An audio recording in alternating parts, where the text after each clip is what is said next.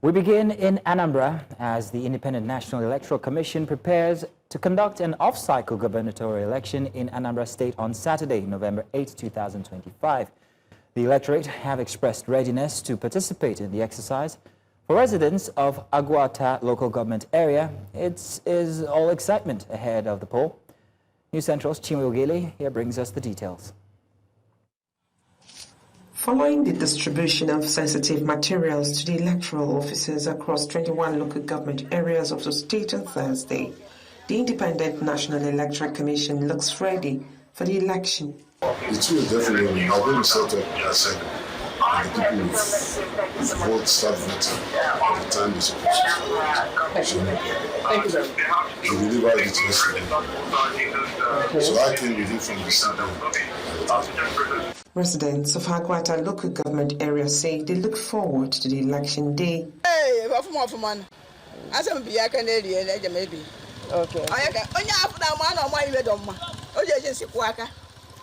They are optimistic that it will be hitch-free and secure.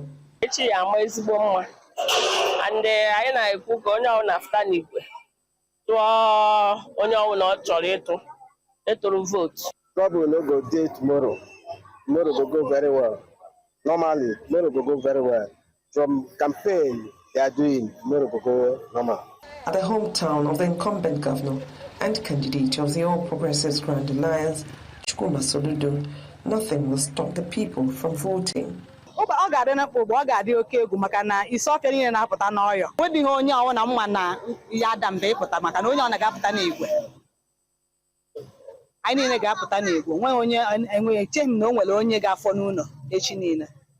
They also say they will comply to the restrictions on movement for a successful exercise on Saturday.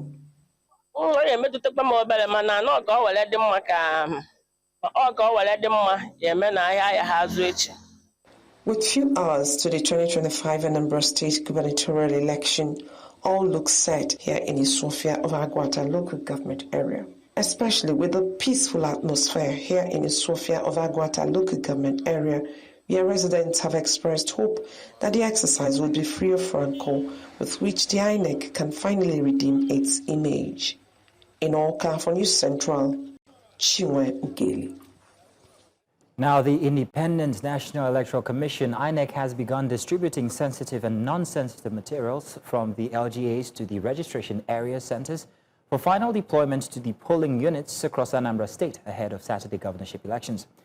News Central correspondent Austin Azu, who is monitoring the exercise in Nnewi North and South LGAs, reports that the materials, including the bimodal voters accreditation system, forms the EC8A and forms EC8B, are being escorted by security agencies. More than 2.8 million registered voters are expected to participate in the exercise, as 16 candidates from 16 political parties are contesting with the incumbent Governor Chukwuma Soludo.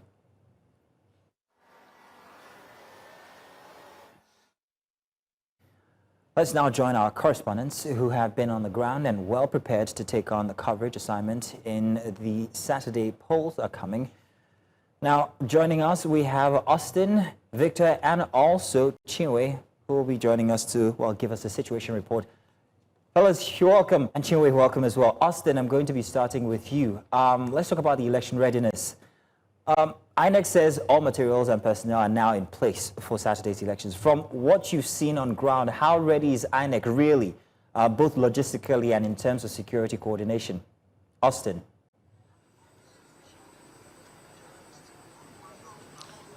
Okay, good evening, Zeno. Of course, INEC has reiterated these statements for the past few days about their readiness. And of course, from the headquarters down to the various local government areas that we have visited, we saw those materials on ground and equally saw how they are dispersing them from the LGA level down to the coalition centers.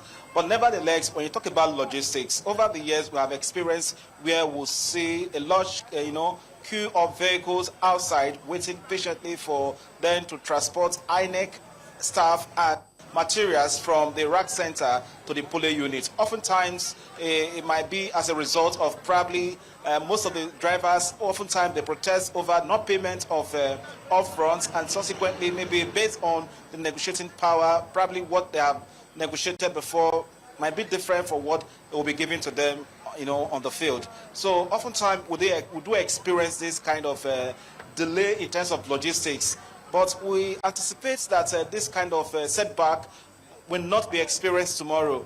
Otherwise, what INEC has told Nigerians and residents of Anambra State will be a total brutality.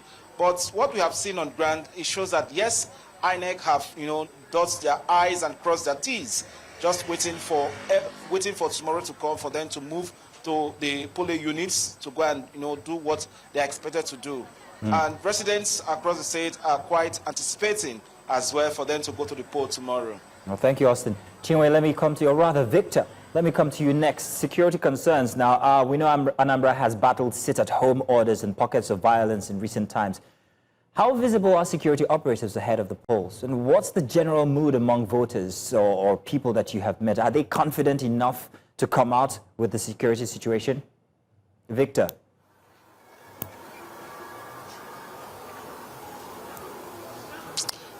Oh, well, as you could tell, of course, I'm in the state capital, Awka, where most of the elites stay. And let me first of all tell you that from what I've observed from the faces of electorates, residents of this state, they don't seem bothered or worried about any security breaches or tension that could arise as a result of the election. So, but though some of them clearly said they were not going to be part of the elections, that's out of the security matter based on what the turnout of elections basically. So, so let's start with that basically. So again, like I said earlier, this is the first time we're going to have a situation where police operatives, security, other sister agencies of the security network would be deploying about 60,000 or over 50,000 of them for a governorship election. The last time in terms of figure, we only had about 35,000. And then you look at, for instance, what happened in Edo State, you had about just 15,000. So, but this is just over 50,000. That's a whole lot. Maybe because possible uprisings from non-state actors, and of course the Commissioner of Police in charge of this state election is not going to allow or make any mistake of any sort. But something again is surprising. All local security outfits in Anambra State will not be part of that election, whether it's Aguni Chamber or whatever local outfits, it will not be part, except for the police, the army, the military, customs, NSCDC, basically. So if it is local security outfit, they won't clearly be part. You must also know that it's, like I said, it's a litmus test for Joash Amopito. First big assignment for him.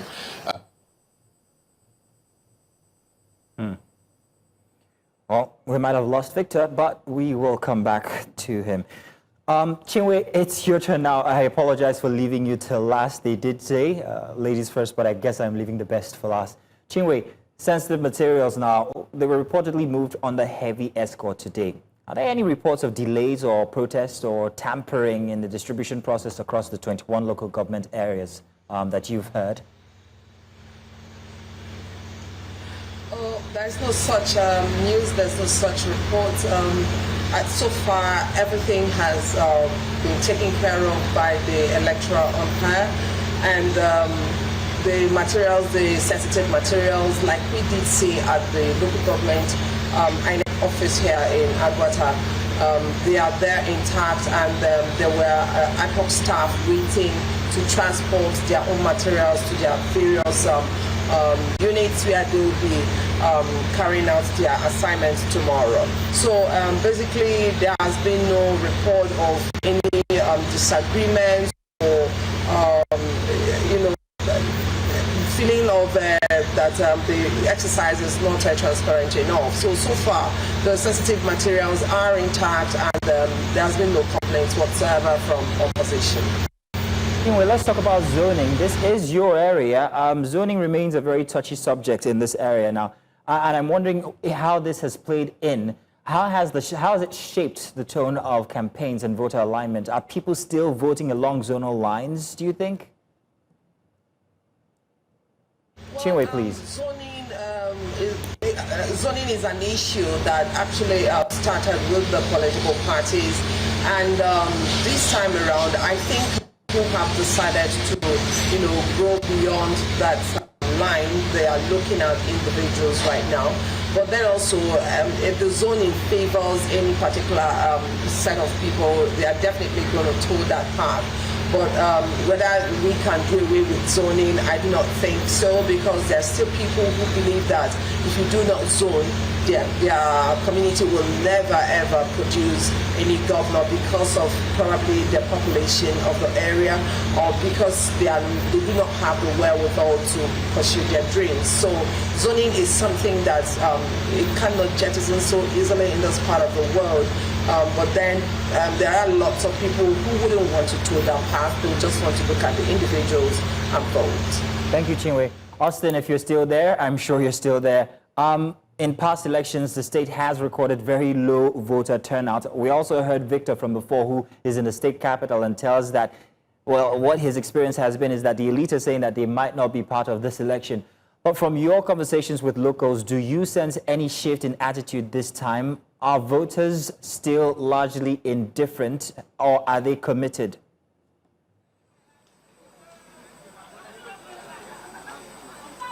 Well, I would say they are committed in their speeches, but we don't know if they will be committed with their actions tomorrow.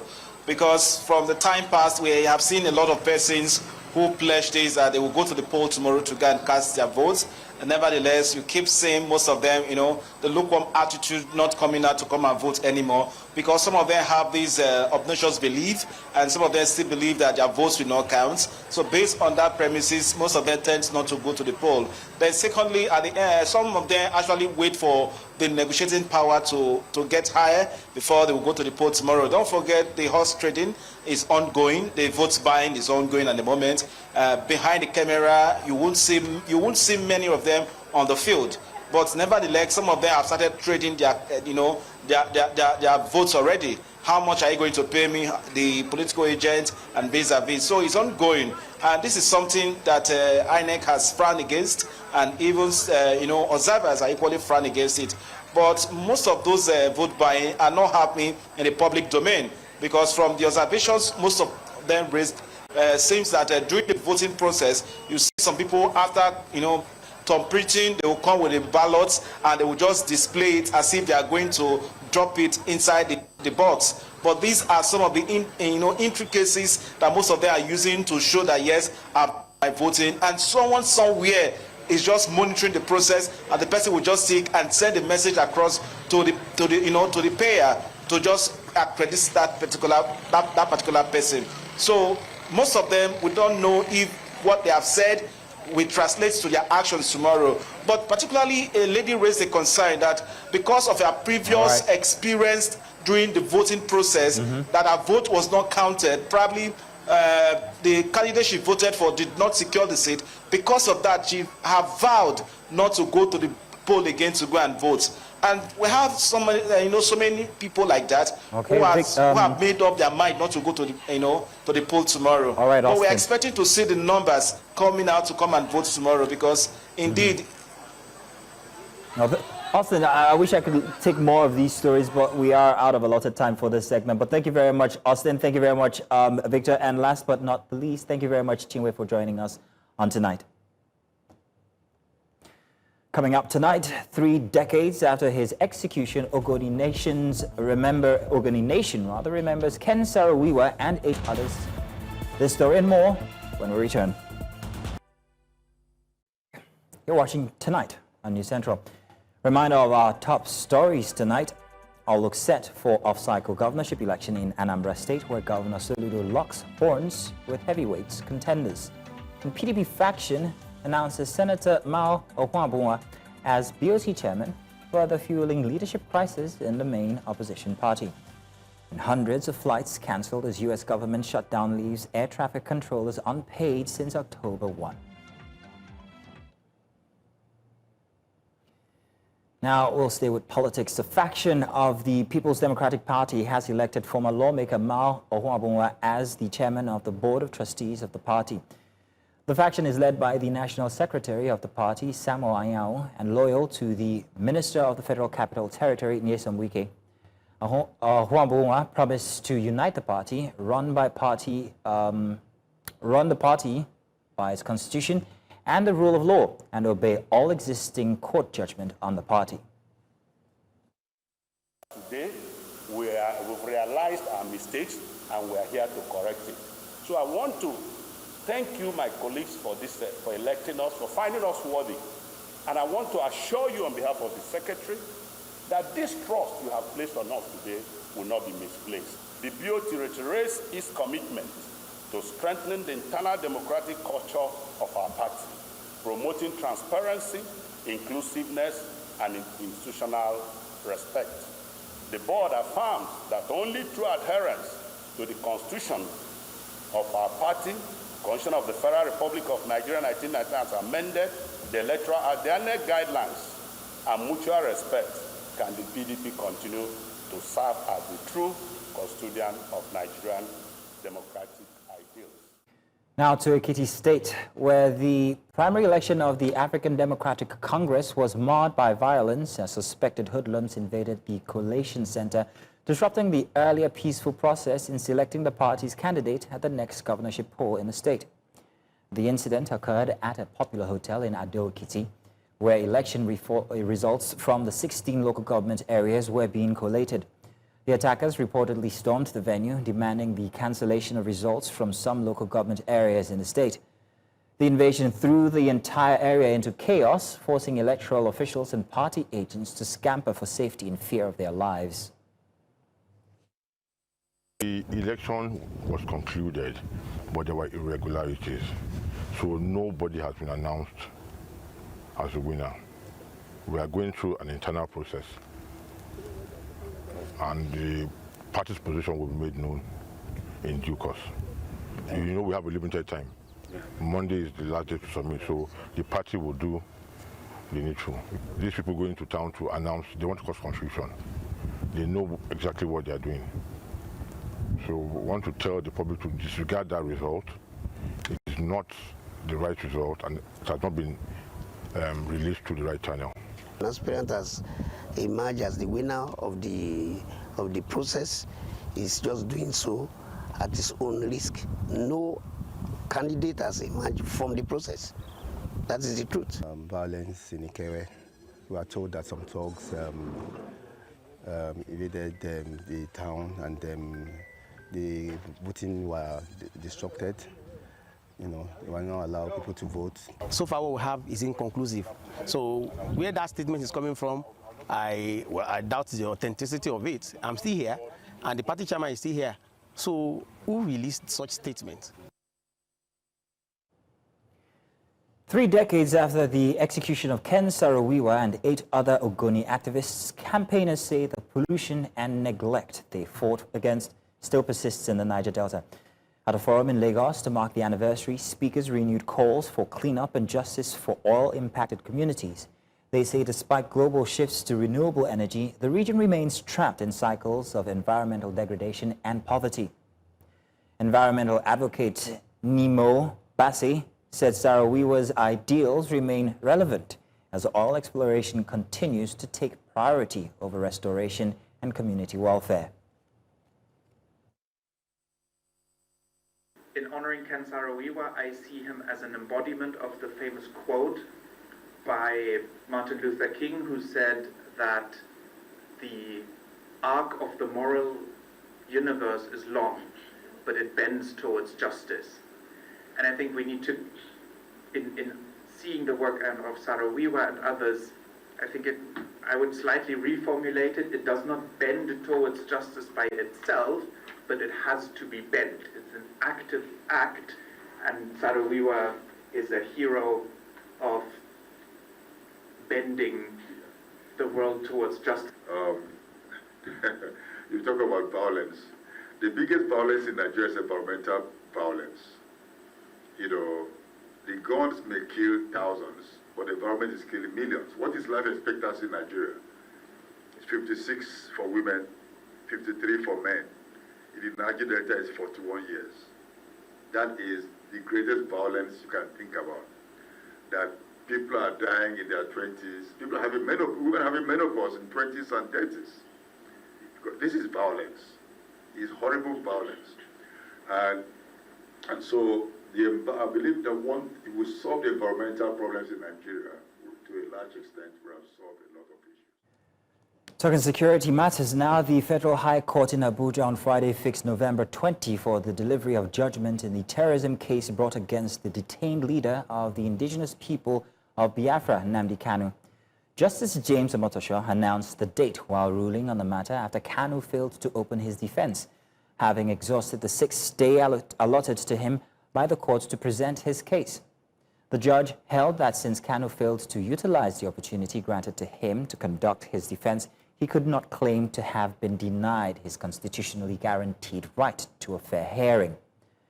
Meanwhile, Kanu, on Friday, made a motion challenging his trial on the grounds that terrorism was no longer an offense in Nigeria.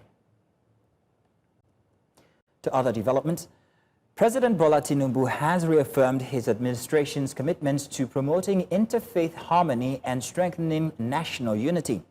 The president made the commitment during a closed-door meeting with the Sultan of Sokoto, Mohammed Sa'ad Abubakar III, at the State House, Abuja. The meeting, according to sources from the presidency, forms part of ongoing consultations with key religious and traditional leaders aimed at fostering dialogue, building social trust, and addressing emerging national challenges. Officials say the engagement reflects the president's broader vision under the Renewed Hope agenda to promote inclusivity, deepen interfaith understanding, and consolidate peace across the country. Still ahead tonight, Tanzania charges dozens with treason over election protests. Details of this and more after the break. Do stay with us. Welcome back. And outside Nigeria, Tanzania prosecutors have charged over 100 people with treason for alleged involvement in violent protests that broke out during last week's general elections. The main opposition party, Chadema, and some human rights activists say that security forces killed more than 1,000 people. The government has called those numbers exaggerated without offering its own death toll. The charges are the first against people accused of having participated in protests. A church leader said the move would only deepen the acrimony sparked by the election. Religious leaders and others have urged the government to try reconcile with political opponents and protesters. To one of our headline stories now, data released by the tracking website FlightAware has revealed that more than 800 flights were cancelled in the United States on Friday, as a 4% reduction in domestic flights came into effect in the wake of a government shutdown. Major airlines in the U.S. began cancelling hundreds of flights scheduled for Friday after the Federal Aviation Administration ordered a 4% reduction in flights at 40 airports across the U.S., as the government shutdown led to a crippling shortage of air traffic controllers. U.S. Transportation Secretary Sean Duffy had earlier warned that air travel capacity could be reduced by up to 10% at 40 major airports across the country in the coming days, as around 1.4 million federal workers, from air traffic controllers to park wardens, are working without pay or are on forced leave. Professor Izielen Agbon is a policy expert, and he joins me now from Dallas, Texas, to discuss the government shutdown. Professor Agbon, you're welcome. Thank you very much for joining us, sir. Thank you. You're welcome for having me. Professor, the U.S. government shutdown has grounded or delayed thousands of flights, creating chaos across airports. How did this shutdown begin? Let's start there in the first place. And what does it reveal about the political or economic struggles happening in America right now? Actually, in the United States, the Congress is the one that approved government spending at the federal level. And this is done, the year goes from September 30 to October 1 to September 30. So before October 1 every year, Congress have to sort of put a budget for the coming 12 months together and the House of Representatives have to pass it, and the Senate will pass it, and both chambers of the House will agree on it, send it to the President, and the President will sign, and it will become law.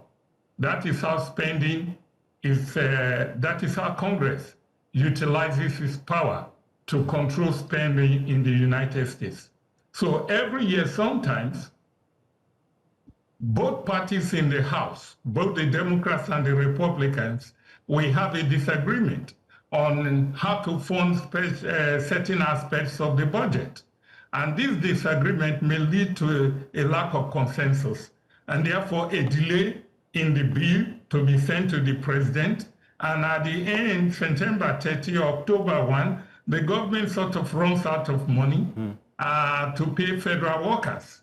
And usually, most of the time, this is the Senate and the House, they come to an agreement before October 1.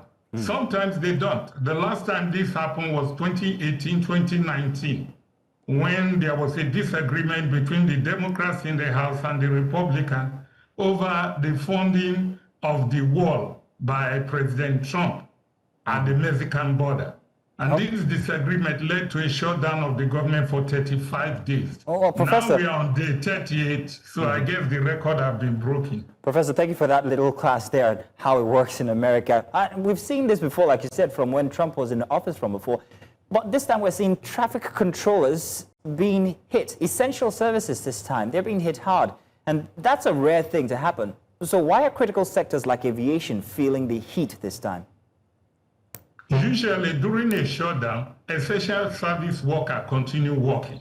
Sometimes they work with reduced pay, sometimes they work with no pay. Because these government shutdowns never last, like I said, the record before was 35 days. So for instance, in 2018-19, a lot of federal workers work without pay, including the air traffic controllers. There are about 14,000 air traffic controllers. They are all federal government employees. They work for the FAA, the Federal Aviation Administration. And usually it's a very high, intense, stressful job. So when you add to the normal stress that air traffic controllers have, and you start saying no pay for them in a country where, you know, you depend on your pay, it's a highly paid job. They start to take sick leave off.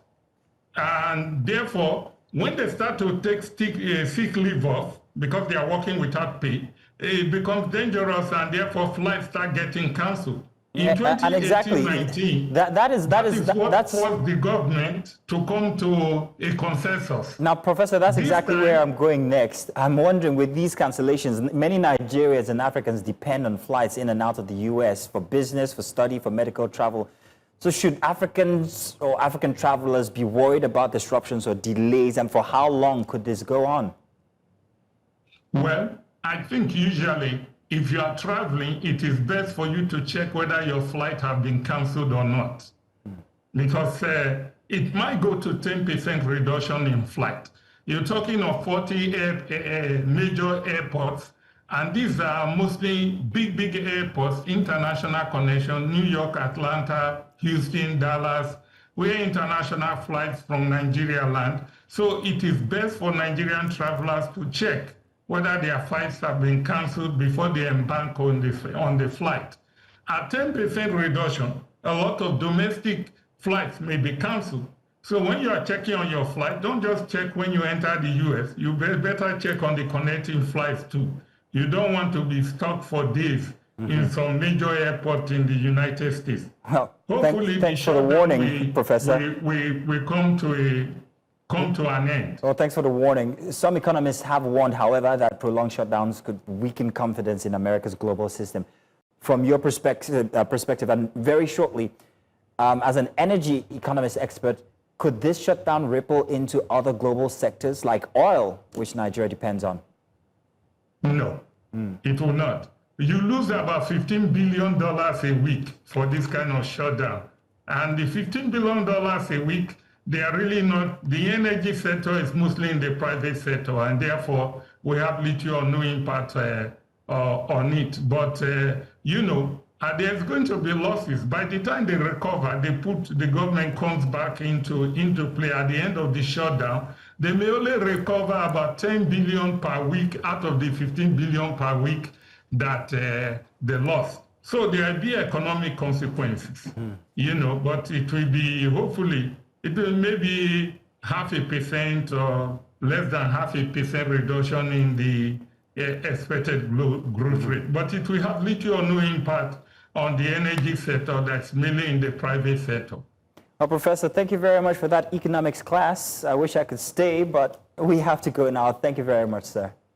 Okay, have a good day. Thank you. We'll be back. We've got business, sports, and of course, entertainment. Stay tuned.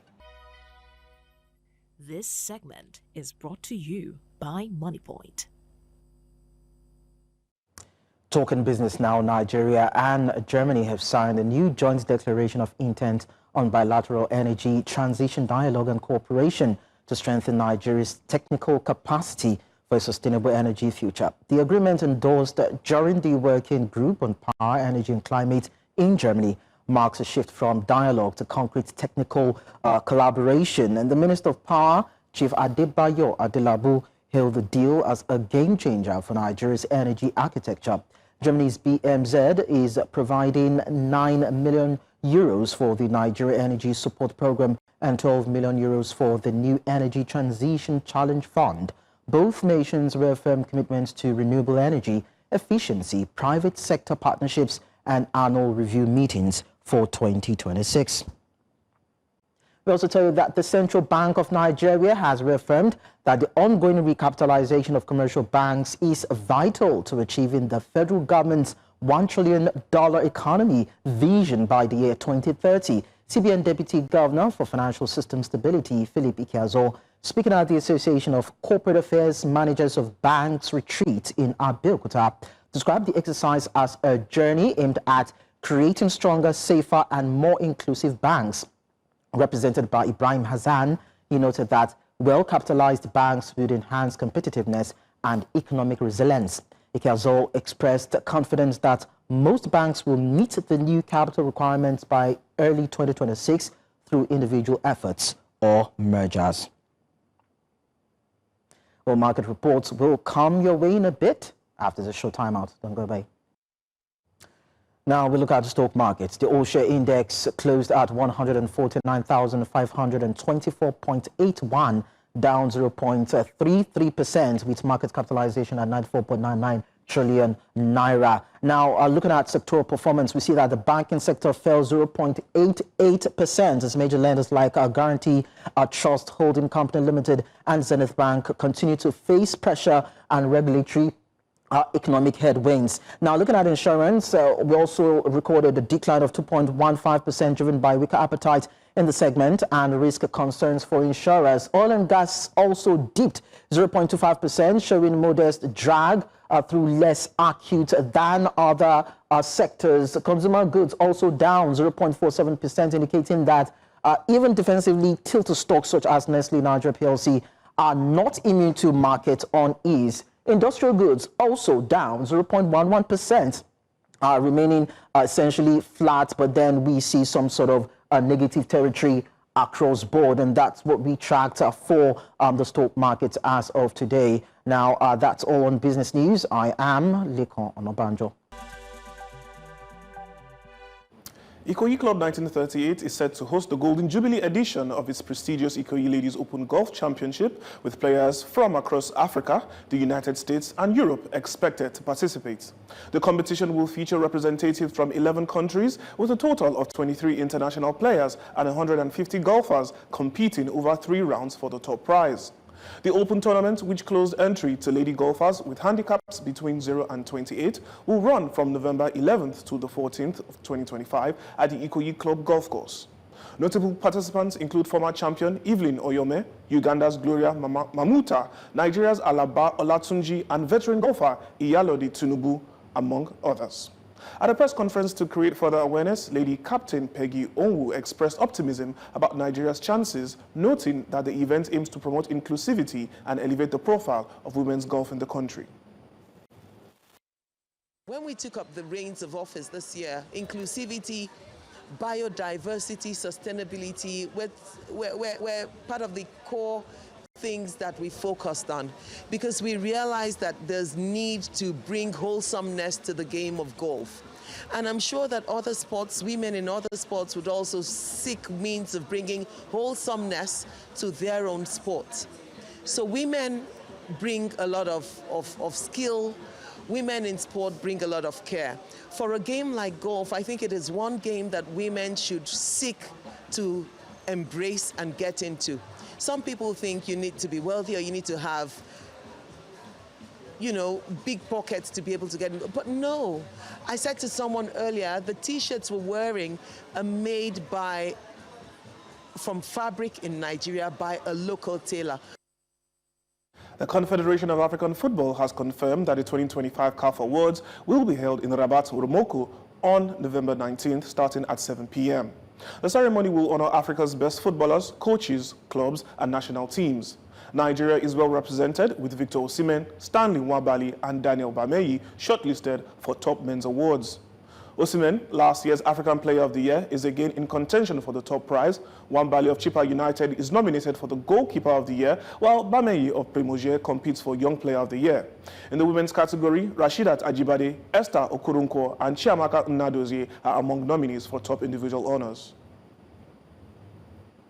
The 2025-26 Nigeria National League season kicks off on Saturday, November the 8th at the Lafia City Stadium, with FC Basra hosting Mighty Jets of Jos in a high-stakes Conference C opener.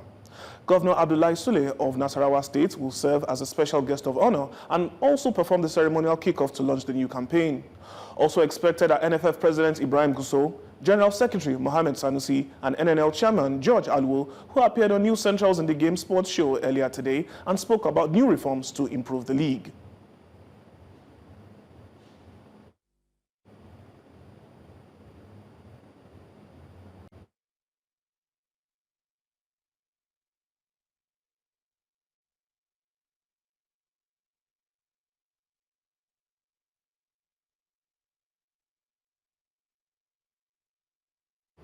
Manchester United manager Ruben Amorim has been named Premier League Manager of the Month for October, his first since taking charge in November 2024.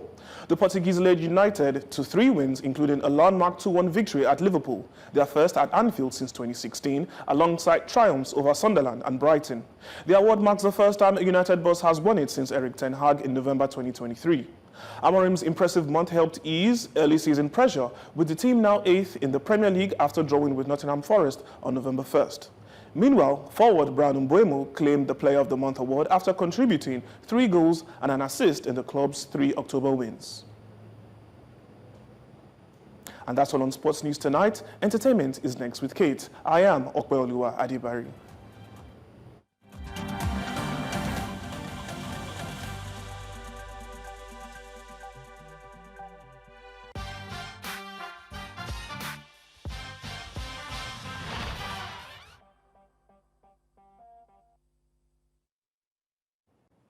And here's Kate for entertainment on tonight. Kate, what do we have? Hi, Mazino. Exciting news because the Grammy nominations have been unveiled today. Are you looking forward to it?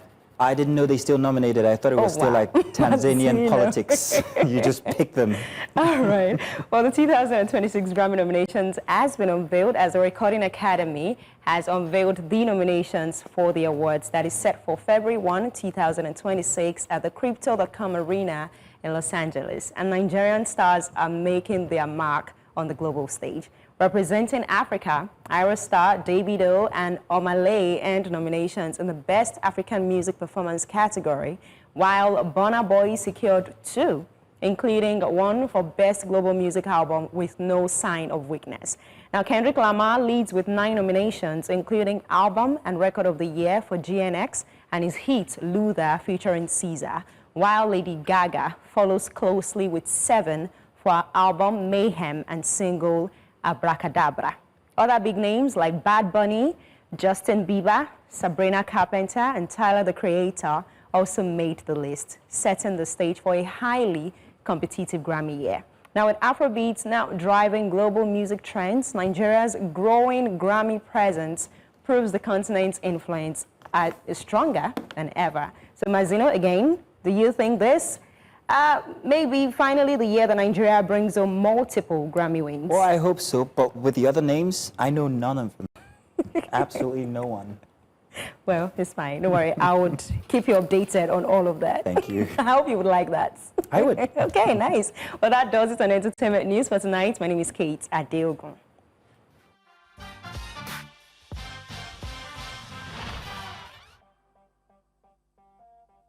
And that's the news tonight. But before we go, here's a reminder of our top stories. All looks set for off-cycle governorship elections in Anambra State, where Governor Soludo locks horns with heavyweight contenders. PDP faction announces Senator Mao Ohuabunwa as BOT chairman, further fueling leadership crisis in the main opposition party. And hundreds of flights cancelled as U.S. government shutdown leaves air traffic controllers unpaid since October 1. Remember, you can send your eyewitness reports to the WhatsApp number on your screens now and follow us on social media. We are at News Central TV on all platforms. You can watch News Central live on DSTV channel 422, GoTV channel 23, Star Times 274, Able TV, and of course on YouTube. Many thanks for watching. My name is Mazino Appeal.